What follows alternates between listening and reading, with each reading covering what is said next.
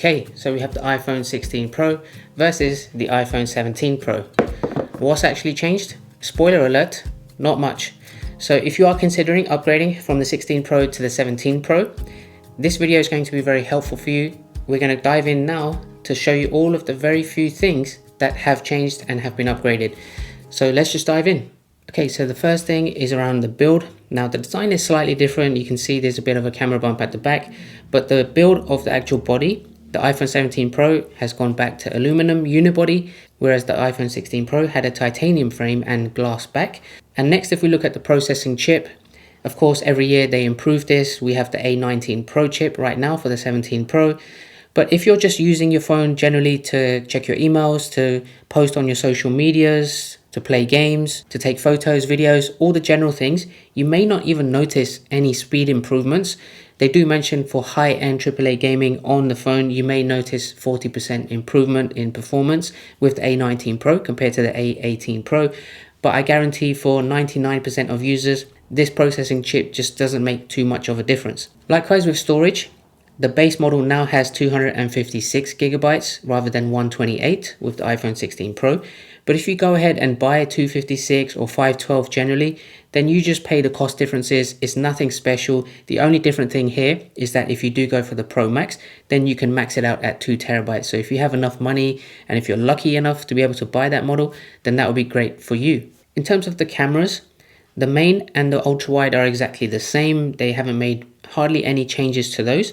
The only thing that's different is the telephoto camera on the rear is now upgraded from 12 megapixels to 48 megapixels. And the 16 Pro did have 5x for the 12 megapixel, but the 17 Pro has a fusion telephoto lens, which is at 4x, and you can also use it at a digital zoom of up to 8x, and it can also peak at 40x for the digital zoom, which we will be testing out and showing an example of. And finally, for the front camera, the 16 Pro has a standard 12 megapixel, which is at 23mm focal length. But I would say this is the biggest update from the 16 to the 17. They have an 18 megapixel higher quality 20mm ultra wide selfie camera. But not only that, this also allows you to auto rotate without actually rotating your phone. The quality on that, the functionality with that, I think is absolutely amazing. And with both the rear and front cameras, I'm also going to be testing out the dual record mode, which I think is actually quite a nice feature. So all in all, I will say that most of these updates relate to the cameras. So we're just going to go ahead and show you some sample photos and videos that I've taken with both of them and see how they look in comparison. When you're outside in broad daylight and it's very bright, in most cases, they will look very similar, hardly any difference. But let's go ahead and see what you think. So I know the 1X is pretty much exactly the same, but I thought I'll just show you all the variations anyway. So this is 2X and both tree trunks here look identical. Now the iPhone 16 Pro doesn't specifically have a 4X, it has a 5X, but I manually zoomed it to 4X to show the exact like-for-like focal length comparison, and if you're able to look close enough, you can see there's just the slightest more clarity on the 17 Pro.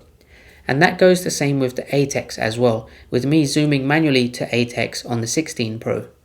So capturing the same variation focals again, but this time of this storage container. Now I'm doing the camera native selection here, with 5x being for the 16 Pro and 4x being for the 17 Pro. And this really stands out. The 16 Pro telephoto captures the sunlight and lens flare, washing the image out quite a bit in comparison to the top quality of the 17 Pro. Kind of a similar story with the 8x, which makes the 17 Pro have more readable text when zooming in. Now in this photo, I wanted to push the zoom to its limits. There's a construction site way back in the distance. Now the 16 Pro maxes its digital zoom at 25x, but the 17 Pro goes up to 40x, and this is taken with me holding it in my hand, no tripod, and the 17 Pro has done a great job picking up the details of the construction from such a long distance away, which honestly is pretty incredible. And finally, one more example in case you want to use the telephoto for general or portrait photography.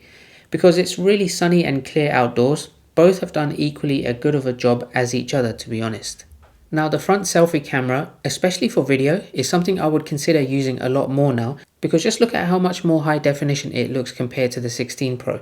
This is going to be particularly useful when I want to film myself while still being able to see myself. And the improvement in quality is even more noticeable in low light and dark conditions. I've removed 95% of the light sources in my room here, and you can see how much sharper and clearer the selfie camera records on the 17 Pro. What a great step in the right direction.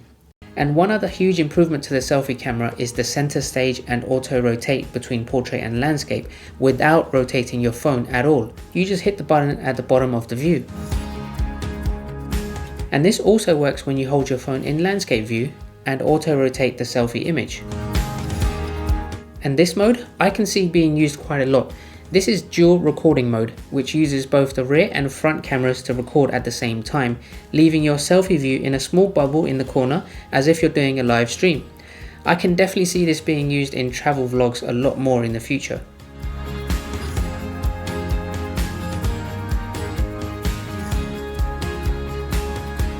So let me know in the comments, do you think the iPhone 17 Pro is worth the upgrade?